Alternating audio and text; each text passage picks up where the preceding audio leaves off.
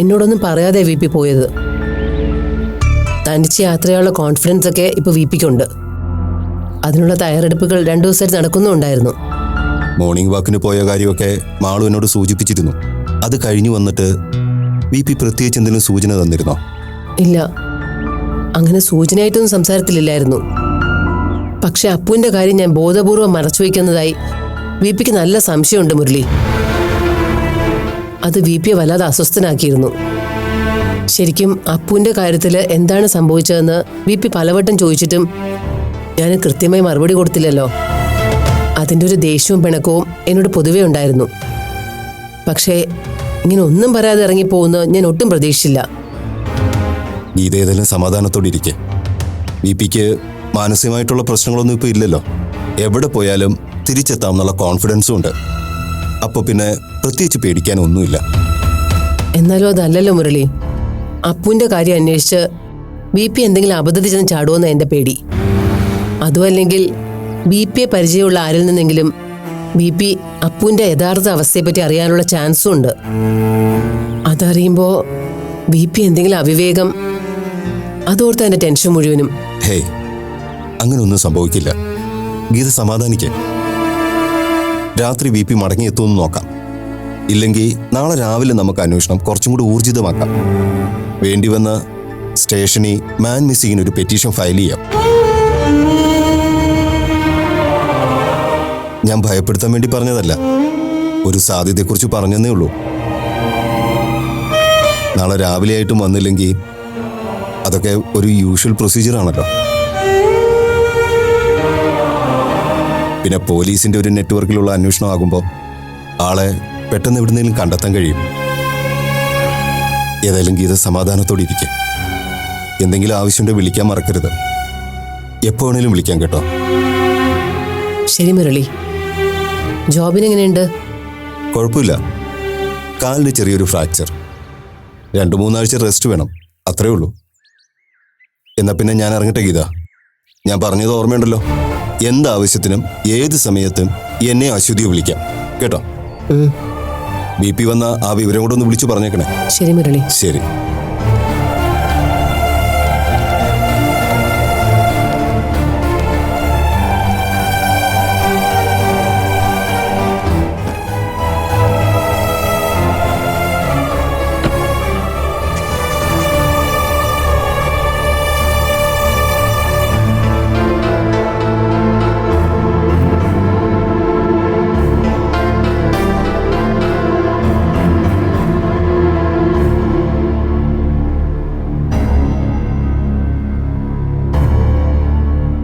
നീ എന്തിനാ അശ്വതി ഇങ്ങനെ വാലെ തീ പിടിച്ച പോലെ നടക്കുന്നത്?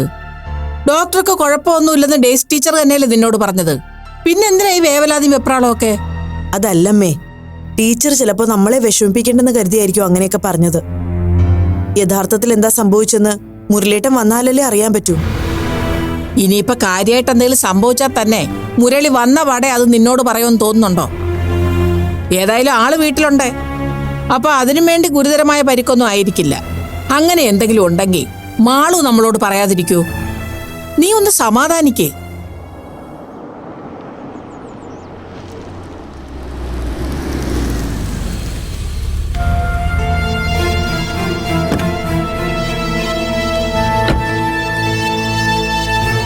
എന്തായി മുരളീട്ടാ? എന്താ ജോബിന് സംഭവിച്ചത്? ഇപ്പൊ എങ്ങനെയുണ്ട്? താനൊന്ന് സമാധാനിക്കേ. താൻ വിഷമിക്കൊന്നും വേണ്ട. ജോബിന്റെ പരിക്ക് അതിനു വേണ്ടി ഗുരുതരമൊന്നും അല്ല. ഇപ്പൊ എങ്ങനെയുണ്ട്? ഞാൻ പറഞ്ഞപ്പോ നിന്റെ ഭാര്യയ്ക്ക് അത് വിശ്വാസമായില്ല. എല്ലാരും കൂടെ വെറുതെ പറയുകയാണെന്നായി ഇവള് പറയുന്നത്. നീ കൊച്ചിനെ കൊണ്ട് ഇവിടുന്ന് പോയത് മുതൽ എന്തൊരു പരവേശമായിരുന്നു ഇവക്ക്. ശരിക്കും എന്താ സംഭവിച്ചത്? ജോബിന് ഏതോ ഫ്രണ്ടിനെ കണ്ട് സംസാരിച്ചിട്ട് കാറിലേക്ക് നടക്കുന്നതിനിടയ്ക്ക് ഏതോ ഒരു 2 വീലർ വന്ന് ഇടിച്ചിട്ടതാ. ഹോസ്പിറ്റലിൽ അഡ്മിറ്റ് ചെയ്യണമെന്നൊക്കെ ആദ്യം പറഞ്ഞത്. പക്ഷെ അതിന്റെ കാര്യമൊന്നും ഇല്ലെന്ന് ജോബിൻ തന്നെ പറഞ്ഞു. പിന്നെ അവരുടെ ഒരു പരിചയവും സ്വാധീനമൊക്കെ വെച്ചിട്ടാ വീട്ടിൽ റെസ്റ്റ് എടുത്താൽ മതി എന്നാക്കിയത്. അല്ല മുരളി, മാളുവിന്റെ കാര്യം എന്തായി? ഡോക്ടറോടുള്ള പിണക്കമൊക്കെ മാറിയോ അവക്ക്? അത് പിന്നെ മാറാതിരിക്കുവോ? കാറിൽ നിന്ന് ഭയങ്കര കരച്ചിലായിരുന്നു അവള്. ജോബിനെ കണ്ടപ്പോഴാ അവൾക്കൊരു സമാധാനമായത്. ജോബിന് അവളോട് സംസാരിക്കുകയൊക്കെ ചെയ്തോ മുരളിയേട്ടാ? പിന്നെ സംസാരിക്കാതെ? അവര് തമ്മിൽ ഇപ്പൊ ഒരു പ്രശ്നവും ഇല്ല. അവര് തമ്മിലുള്ള വഴക്ക് കണ്ട് പേടിച്ച് നമ്മളാ മണ്ടന്മാര്. ഉർവശി ശാപം ഉപകാരം എന്ന് പറഞ്ഞതുപോലെ ആയല്ലോ. ഒരു ബൈക്കുകാരൻ വിചാരിച്ചപ്പോ പിണങ്ങിയിരുന്നവരൊക്കെ അടയും ചക്കരയും പോലെ ആയി തീർന്നു. അല്ല പിന്നെ ദേ, രണ്ടുപേരും ഒരുപാടങ്ങ് സന്തോഷിക്കാൻ വരട്ടെ. ഒരു കാര്യം ഞാൻ പറയാം, ഇപ്പോഴത്തെ ഈ ഇണക്കം അത് ശാശ്വതമായിക്കൊള്ളണമെന്നില്ല. കാരണം ആ ഡോക്ടറുടെ മനസ്സില് അമ്മ ഇനി അത് ഇതും പറഞ്ഞ് മറ്റുള്ളവരെ ടെൻഷൻ ആക്കണ്ട. അവര് തമ്മിൽ ഇപ്പൊ ഒരു കുഴപ്പമില്ല. ഇനി ആരും പറഞ്ഞ് അവരെ കുഴപ്പത്തിലാക്കാതിരുന്നാ മതി. ഞാനൊന്ന് കുളിക്കട്ടെ.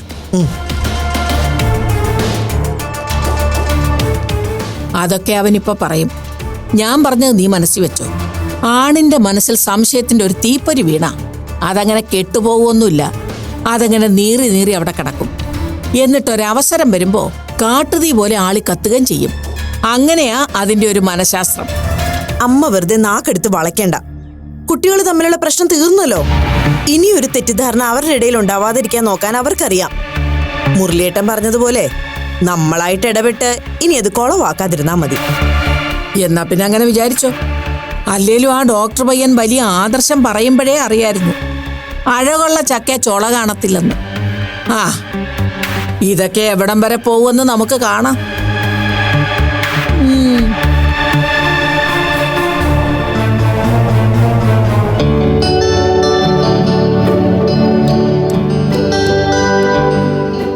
ഇതോടി മതിയടോ, ഇപ്പൊ തന്നെ വയറ് നിറഞ്ഞു.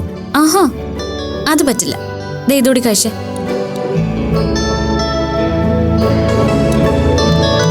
ബാക്കിയുള്ളവരെ നിർബന്ധിച്ച് ഉപദേശിച്ചൊക്കെ ആഹാരം കഴിപ്പിക്കാൻ എന്ത് മിടുക്ക ഡോക്ടർക്ക്. എന്നിട്ട് സ്വന്തം കാര്യം വരുമ്പോ ഇതാണ് പരിപാടി അല്ലേ? അത് ശരിയാവില്ല കേട്ടോ.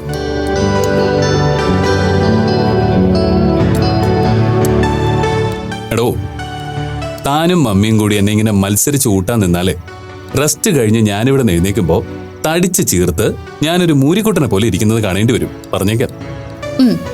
അത് ഞങ്ങളങ്ങ് സഹിച്ചു. അല്ലെങ്കിലും ഇപ്പൊ വർക്കൗട്ടൊക്കെ ചെയ്ത് 6 പാക്കുമായി ബോഡി ഷോയ്ക്ക് പോകാനൊന്നും ഉദ്ദേശമില്ലല്ലോ സാറിന്. അതുകൊണ്ട് കൂടുതൽ ന്യായമൊന്നും പറയാതെ തരുന്നത് മുഴുവൻ മര്യാദയ്ക്ക് കഴിച്ചോണം. അതെ, എന്റെ കാര്യങ്ങളൊക്കെ മിനിറ്റിന് അന്വേഷിക്കുന്ന ആള് സ്വന്തം കാര്യങ്ങളൊക്കെ ശ്രദ്ധിക്കുന്നുണ്ടോ? എന്റെ കാര്യം ശ്രദ്ധിക്കാൻ ഇവിടെ ആന്റി ഉണ്ടല്ലോ. ആന്റിയുടെ കാര്യം നോക്കാൻ ഞാനും.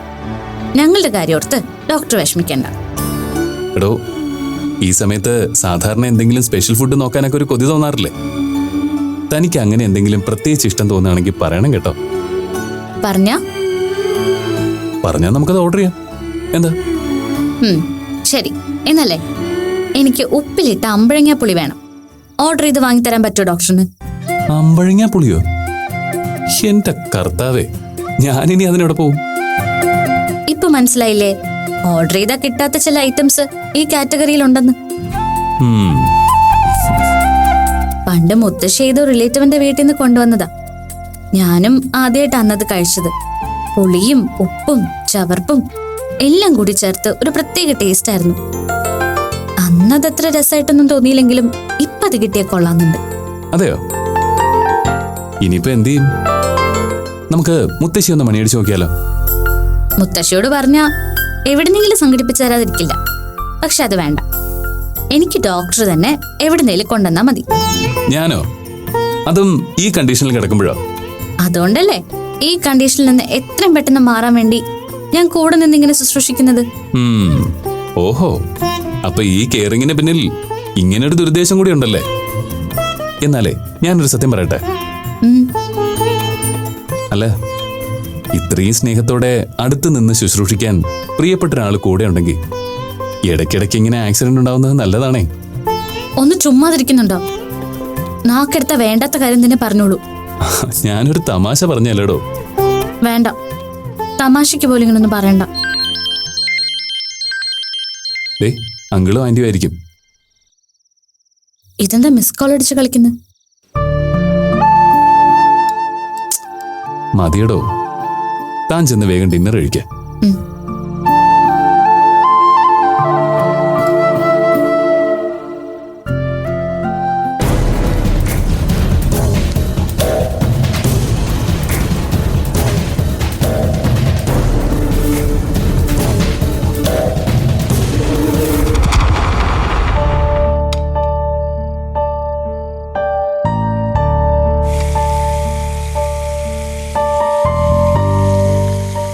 നിനക്ക് വിശപ്പായെങ്കിൽ കഴിക്കുമോളെ. ഞാനേ ഒന്ന് പ്രാർത്ഥിച്ചിട്ട് വരാം. ആന്റി പ്രാർത്ഥിച്ചിട്ട് വാ, നമുക്ക് ഒരുമിച്ച് കഴിക്കാം. ശരി.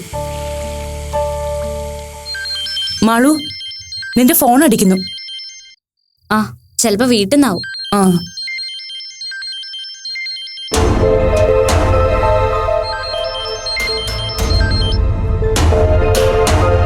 ഹലോ. Congratulations dear. നമ്മളെയൊക്കെ മറന്നോ?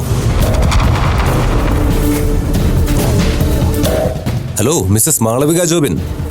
എന്താ ഞാൻ ചോദിച്ചു കേട്ടില്ലേ? തനിക്ക് എന്താ വേണ്ടത്? അത് വിട്. എനിക്കെന്താ വേണ്ടതെന്ന് ചോദിച്ചാ മാഡത്തിന് തരാൻ പറ്റുമോ? ഇല്ലല്ലോ. പിന്നെന്തിനാ അങ്ങനെ ഒരു ചോദ്യം? ഏതായാലും ഞാനൊരു അഭിനന്ദനം അറിയിക്കാൻ വിളിച്ചതാ. അങ്ങനെ എന്റെ പ്രിയപ്പെട്ട മാളുക്കുട്ടി ഒരു അമ്മയാകാൻ പോകുന്നു അല്ലേ? അതൊരു സന്തോഷമല്ലേ? നമുക്ക് ചിലവൊന്നുമില്ലേ? സി മിസ്റ്റർ, നിങ്ങൾക്കിപ്പോ എന്താ വേണ്ടത്? അത് തരാൻ പറ്റില്ലെന്ന് നിനക്കറിയാലോ. ഞാനൊന്ന് അഭിനന്ദിക്കാൻ വിളിച്ചതാ സുഹൃത്തെ. ഇനിയിപ്പോ അങ്ങോട്ട് എനിക്ക് എന്റെ മാളൂനൊന്ന് കാണാൻ പോലും പറ്റില്ല. സോറി, നിങ്ങളോട് സംസാരിക്കാൻ എനിക്ക് താല്പര്യമില്ല. ഏയ് പ്ലീസ് വെക്കല്ലേ. എനിക്കൊരു പ്രധാനപ്പെട്ട കാര്യം പറയാനുണ്ട്. അതെ, ഈ ഡോക്ടർക്ക് എന്താ പറ്റിയത്? ഡോക്ടർക്ക് എന്ത് പറ്റാൻ? തനിക്കിപ്പോ സംസാരിക്കണോ ഡോക്ടറോട്? അയ്യോ വേണ്ടേ. പുള്ളി ഇപ്പൊ ബെഡ് റെസ്റ്റിലല്ലേ. വിശ്രമിക്കട്ടെ, നന്നായിട്ട് വിശ്രമിക്കട്ടെ. അതെ മോളു, വലിയ ഡോക്ടറാണെന്ന് പറഞ്ഞിട്ടൊന്നും കാര്യമില്ല. റോഡൊക്കെ ക്രോസ് ചെയ്യാൻ നിൽക്കുമ്പോഴേ സൂക്ഷിച്ചും കണ്ടുമൊക്കെ നിൽക്കാൻ പറയണം. ഇല്ലെങ്കിൽ ചിലപ്പോ ഇതുപോലെ കുറച്ച് നാള് റെസ്റ്റ് എടുക്കേണ്ടി വരും. എന്തെങ്കിലും സംഭവിച്ചിരുന്നെങ്കിൽ പിന്നെ ബൈക്ക് ഓടിച്ചവന്റെ ബെക്കിട്ട് കയറിയിട്ട് വല്ല കാര്യമുണ്ടോ? 2 വീലിൽ ഓടുന്ന വണ്ടിയല്ലേ. അങ്ങനെ പോകുമ്പോ ആൾക്കാർ അശ്രദ്ധമായിട്ട് റോഡ് ക്രോസ് ചെയ്യാൻ നിന്നാല് ചിലപ്പം തട്ടിന്ന് മുട്ടിന്നൊക്കെ വരും. അതുകൊണ്ട് നമ്മൾ ശ്രദ്ധിക്കാനുള്ളത് നമ്മൾ തന്നെ ശ്രദ്ധിക്കണം. ഭർത്താവിനോടെ ഡോക്ടറാണെന്നും പറഞ്ഞ് വെറുതെ മസിലും പെരുപ്പിച്ച് നടക്കാതെ മിനിമം റോഡിലെ മര്യാദകളെങ്കിലും പാലിക്കാൻ പറയണം. എന്നും ഇങ്ങനെ ഭാഗ്യം അനുകൂലിക്കണമെന്നില്ല കേട്ടോ. ഇതൊക്കെ നിങ്ങൾക്ക് എങ്ങനെ അറിയാം? അതുകൊള്ളാം. എങ്ങനെ അറിയാന്ന് ചോദിച്ചാ നമ്മളും ടാക്സ് കൊടുത്ത് റോഡിൽ കൂടി വണ്ടി ഓടിക്കുന്നതാണേ. അപ്പൊ പിന്നെ റോഡ് നമ്മുടേതും കൂടിയാണല്ലോ. സൂക്ഷിച്ചാ ദുഃഖിക്കണ്ട. ഒന്ന് ഡോക്ടറിനോട് പറഞ്ഞു കൊടുക്കേ. ഇല്ലെങ്കിലേ പിറക്കാൻ പോകുന്ന കൊച്ചിന് ചിലപ്പോ അച്ഛനെ കാണാൻ കിട്ടിയെന്ന് വരില്ല. ശ്രദ്ധിക്കാൻ പറയണം കേട്ടോ. എപ്പോഴും ഭാഗ്യം നമ്മുടെ കൂടെ ഉണ്ടാവണമെന്നില്ല. കുറച്ചുനാള് സീമന്തരേഖയില് വെറുതെ ഒരു കുങ്കുമം കിടന്നോട്ടെന്നേ. പുള്ളിയുടെ അശ്രദ്ധ കൊണ്ട് വെറുതെ എന്തിനാ അതൊക്കെ മായ്ച്ചു കളയാൻ നിൽക്കുന്നേ? നന്നായിട്ടൊന്ന് പറഞ്ഞ് മനസ്സിലാക്കണേ.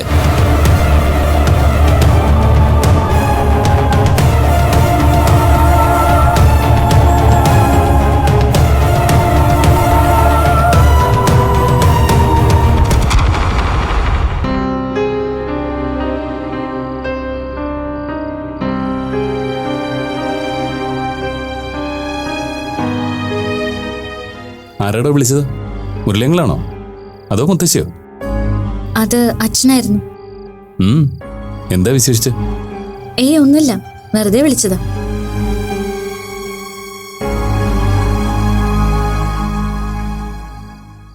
അതെ, ഒരു കാര്യം ചോദിക്കട്ടെ? ചോദിക്ക. ശരിക്കും ഈ ആക്സിഡന്റ് എങ്ങനെയാ പറ്റിയത്? എന്താടോ ഇപ്പൊ അങ്ങനെ ഒരു ചോദ്യം? അല്ല, അപ്പോഴത്തെ ഒരു ടെൻഷനില് ഞാൻ അതിനെക്കുറിച്ചൊന്നും ഡീറ്റെയിൽ ആയിട്ട് ചോദിച്ചില്ലല്ലോ, അതുകൊണ്ട് ചോദിച്ചെന്നേ ഉള്ളൂ.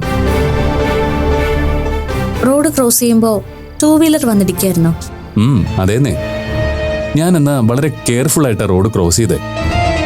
പക്ഷെ ആ സമയത്ത് പൊട്ടി വീണതുപോലെ എവിടെ നിന്നാണ് ആ ബൈക്കാരൻ വന്നതെന്ന് ഒരു പിടിയും കിട്ടിയില്ല.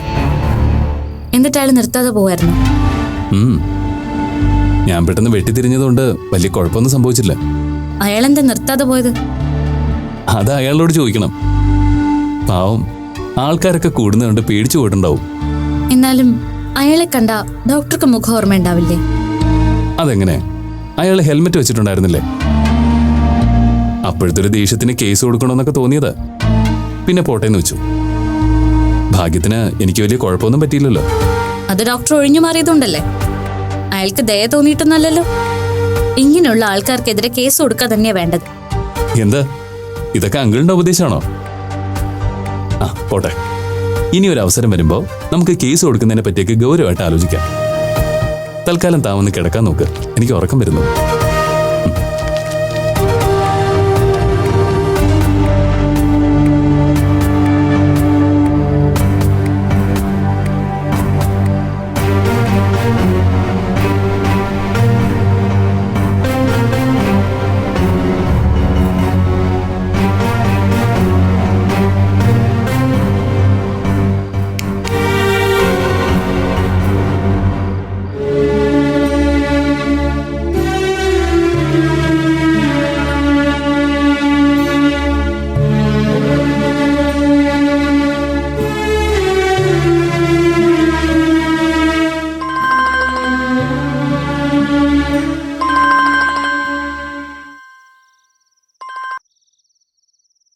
ഹലോ.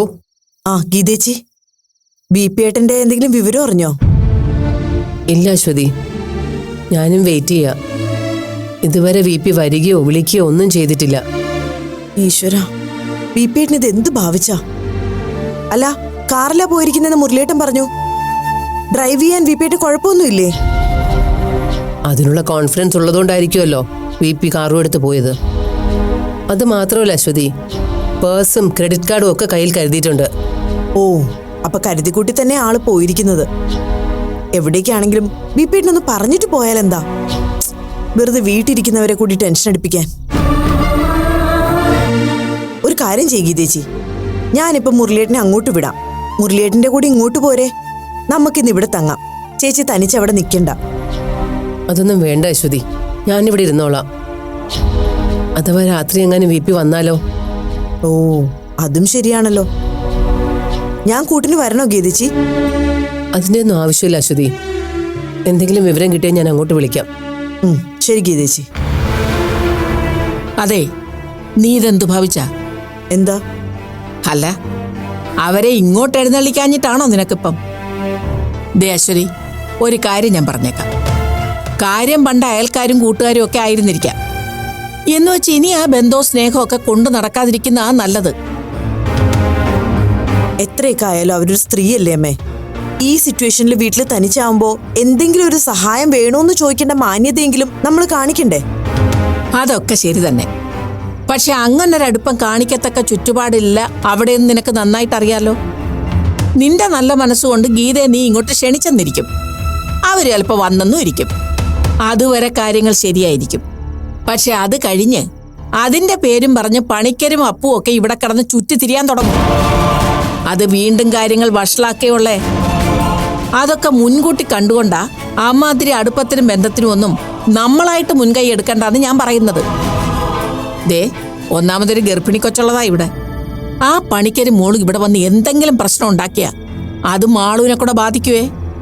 മാളുവിനെ മാത്രമല്ല, അവളുടെ വയറ്റിൽ കിടക്കുന്ന കൊച്ചിനെ കൂടെ ബാധിക്കും.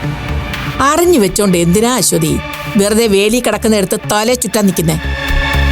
പേരിനെന്തെങ്കിലും ഒന്ന് ചോദിക്കോ പറയുക ചെയ്യുക. അതിലപ്പുറം വലിയ അടുപ്പോ സഹകരണമോ ഒന്നും വേണ്ടെന്നേ. ഗ്രഹണ സമയത്ത് നീർക്കോലിയും പത്തി വിരിക്കുന്ന കാലമാ, അത് മറക്കണ്ട.